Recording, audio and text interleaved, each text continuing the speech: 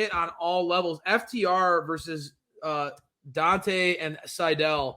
Yeah. You know, for me as a tag team nut, this match, bro, what a beautiful display of two totally different styles. I mean, this is what I love about FTR. Yeah. I said it during the match. Dante is the truth, man. Don't get me wrong. Dante is absolutely killing it right now, getting a lot of love from the people. 20 years old. And he should be. What this kid can do is unbelievable. And being paired with Matt Sydal, another guy who makes the impossible look routine a lot of the time. But also I like this pairing because Sydal has that veteran's edge to him now. He's integrated a little bit more technical wrestling into his repertoire, a little bit more striking. I really like that pairing, and I think that works right now. But, man, if you're going to step into the ring with FTR, you got to be on your absolute A game, and there can be no chinks in the armor. And it was obvious, you know, Dante and Matt don't have the years of fine-tuning that FTR have, and that was really the difference tonight. You know, anytime the ref's back was turned, you saw FTR taking advantage and cheating. Anytime that there was an opportunity to get a 2-on-1, they were more than happy to take advantage of that. And, you know, again, I have to go back to the philosophy that really starts out is at the core of FTR. These guys are the mechanics. That's what, you know, they are. When you go back to their roots, they're guys who are old school, straightforward, they're gonna do what they do.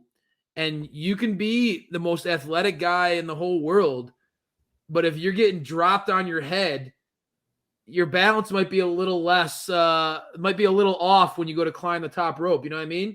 Like, you know, when Dax does a brain buster on you, or Cash hits you with one of his uppercuts or forearms to the face, you're going to be a little bit more hesitant to do something top rope. And I think that these guys serve, this is what I love. These guys serve as such a great linchpin in any tag division that they go to, because they are such a solid base. You could throw a power team at them. You could throw a technical team at them. You could throw a speed team at them like we saw tonight, and it's going to work. And that's a testimony to what FTR is capable of. Oh, yeah, man. And I think Cash looked great tonight. It's great to see him back healthy. He looked like that arm injury is not doing any damage anymore, which is great. Point. But they both just were on a different level again. If this felt like a rejuvenating night for FTR. Both of their segments they were a part of were great. I think the match tonight, like they were in control. They controlled the pace, which in a Dante Martin match, hard to do. Dante kind of controls that pace sometimes when he's on offense, and they didn't let him have that at all. I mean, it was the chemistry really that kind of, like you pointed it out before, where they just were, every time the ref's back was turned, they were doing something. They were trying to get involved. I loved it. I was eating it up. Yeah.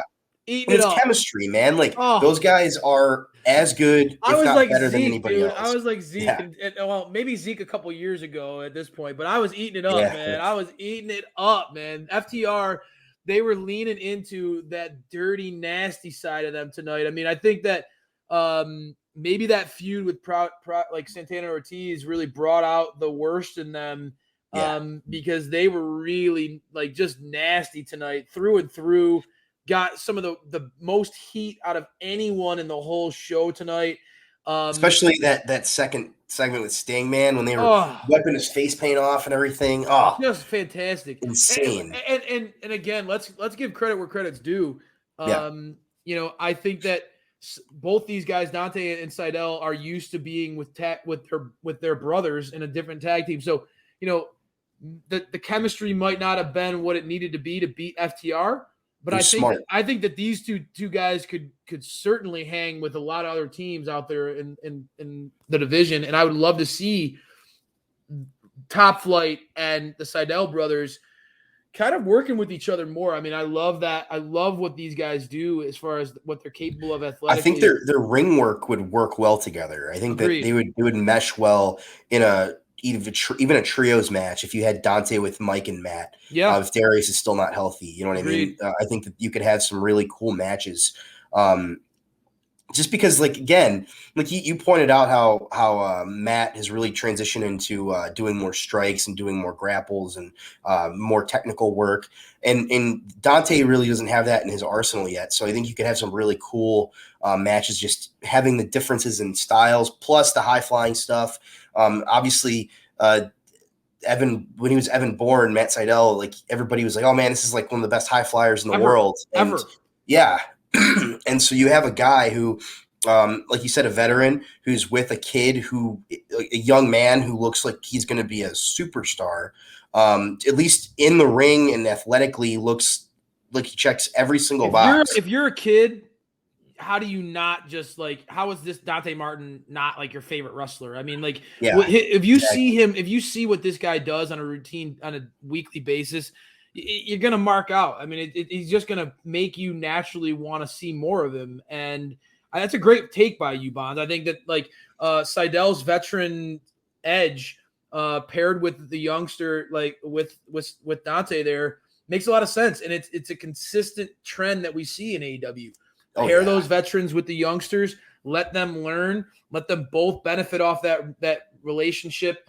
And really, I think that tonight's match, this tag match, to me, I know I was going into tonight's show thinking Adam Cole versus Kaz was going to be the in-ring killer match. Yeah. FTR versus Dante and Matt Sydal, really, it was up there, brother. This was a show-stealing kind of match.